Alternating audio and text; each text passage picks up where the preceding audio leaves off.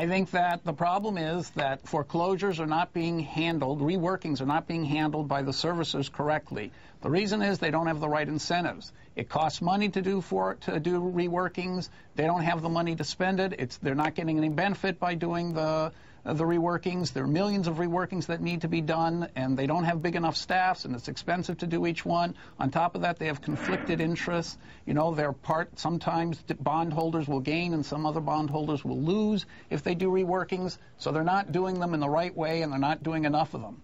And I think that the decision has to be taken out of their hands and put in the hands of somebody else. And so I recommended on this program a plan that my co-author Susan Cognac and I recommended, a plan that would transfer the servicing decision to bankers hired by the government.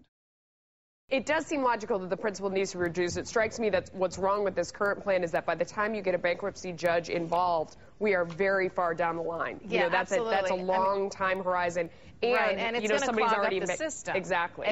That's been one of the biggest criticisms about this, is that you put bankruptcy judges on top of all this, and it just clogs up the system. And the question is, but you're right about the one thing. The reason that most of these foreclosure mitigation programs have not worked is because they don't write down the principal on these loans. Yeah. The government program with FHA, where they said the lenders have to write down the value of the loans in order to participate, guess what? Nobody's participating. So you have to give some sort of value, some sort of equity back to the homeowner to make them actually want to stay in this home and continue to make payments on the home for of some value.